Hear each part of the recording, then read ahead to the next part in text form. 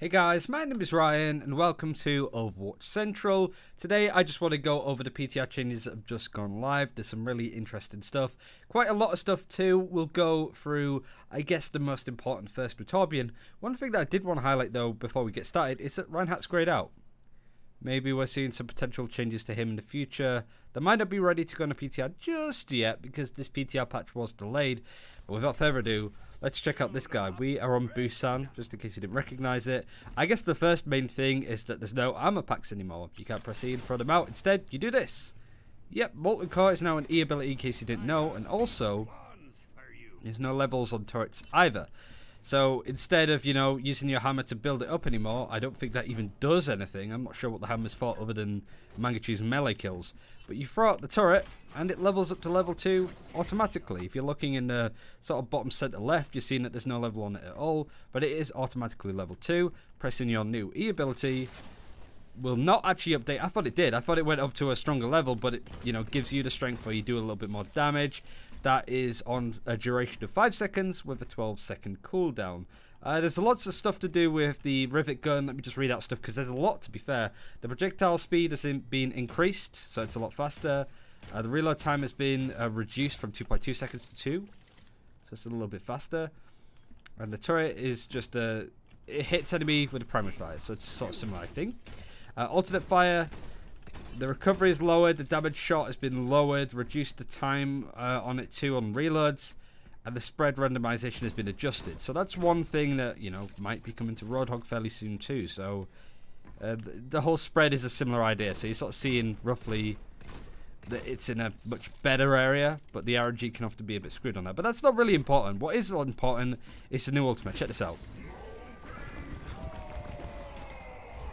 So this does a lot of damage to enemies stunning it, but it also does more damage to those with armor. If I go over the specific things, you can throw the turret as we've gone over, but for the ultimate, which is still called Molten Core by the way, just worth adding, it switches to the rivet gun, which you saw, to the claw ram, sorry. It lasts 6 seconds, it fires up to 10 molten glodules.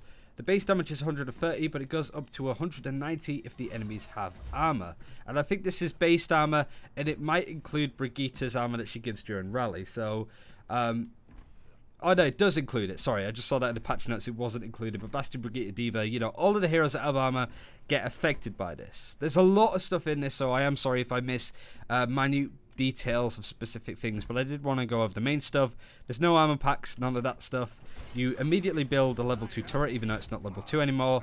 It doesn't really go up to level 3 from what I can tell, but you can Molten Core just, run at the enemy, all guns blazing, with a little bit more health. So, a little bit more focus on Torbjörn's armor there too. To go over some of the other heroes that are in this, and believe me, there is an absolute metric ton of changes in here. Surprisingly, it's quite nice. We'll start with Soldier 76. It's a minor thing. The spread on his weapon, as most of you know, if we actually if we look at sort of Bloom, I haven't got it set on, but after a certain while, if you pay attention to the shots, they start to spread. Doesn't really work at that range, but, the shots become much more frantic after a certain amount of time. That time has been reduced. So the number of shots it was before it started to spread manically was 6, and now it's 9. So that just gives him a little bit more concise aiming at that higher level. It's not a big one. Thanks, Soldier. Thank you for that input there. Arisa, the spread on her weapon is a little bit better. It's not a huge change. It's from maximum spread reduced from 1.5 to 1.2. I'm not sure the measurement. I don't know if that's meters or centimeters. You get the general idea. Made a couple of visual effect changes. Another big change is also Pharah. So Pharah has had the attack speed recovery from shots lowered. So it means that you can fire more rockets. Essentially, there's no time between, if that makes sense. It's a little bit longer. It's just a minute, fraction of a second change. The damage redistributed from explosion damage. So if I say if this is my target and want to fire it here, that's a lot less than it is currently on live. So generally you do less splash damage. Can't speak today. The explosion knockback from these shots has also been reduced by 20%, and the self knockback range from your rockets has been reduced, I guess, to make rocket jump less of a thing.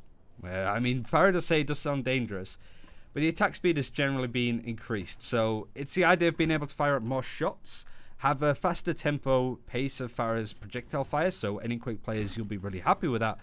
But generally, this suffers from doing less explosion damage, So it can be a bit of a net nerf in some regards, especially against quad tanks or any tank heavy combinations. Pharah's just a little bit worse because she will overall do a little bit less damage. It's hard to work out though because her firing is a lot quicker. Just to go over some other stuff, another big change actually is McCree. His cooldown has been reduced on his combat roll. It was 8 seconds, it's now 6. So that's a big change considering that McCree had a lot of problems with his reloading, you know, being stuck out in the open. So this could be one of those changes that people sleep on and could actually make a big difference. So if you're a McCree player, you can have a really good time with this. So very exciting. A hero that I do enjoy playing, even though I am completely trash at him.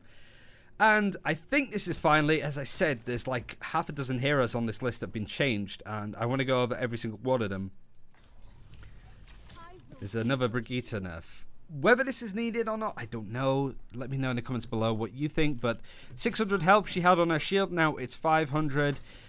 Granted, it's just a brief sort of showing of some of the changes. I think there's a lot more to come with Brigitte. I think the Torbjörn changes especially could have a negative impact, but that's something that I want to talk about another day. Once I've played a little bit more of Torbjörn, what I've heard, what community members and streamers have been saying. Brigitte effectively got nerfed, McCree got buffed, Pharah got changed. It's hard to see whether it's a nerf or a buff. I do want to talk to potentially Mangachu on this issue, but also Pharah or even Valkyria at this rate. Orisa also got a minor buff. Soldier did get a buff that I think is, again, very easy to sleep on. And Torbjörn had a very big rework. There's a lot of stuff. The PTR patch notes will be in the comments below. There might be other hidden stuff that people didn't realize and such. I will let you know that tomorrow or as soon as possible, soon as people find out stuff, because this is Blizzard, this is the PTR, and these are patch notes. A lot of stuff does get missed. You know, Reinhardt, even though he's not actually playable in this, probably has a lot of interesting bugs. Bearing in mind that this PTR patch was meant to come out on Wednesday, but it got delayed, so that might be something to do with that.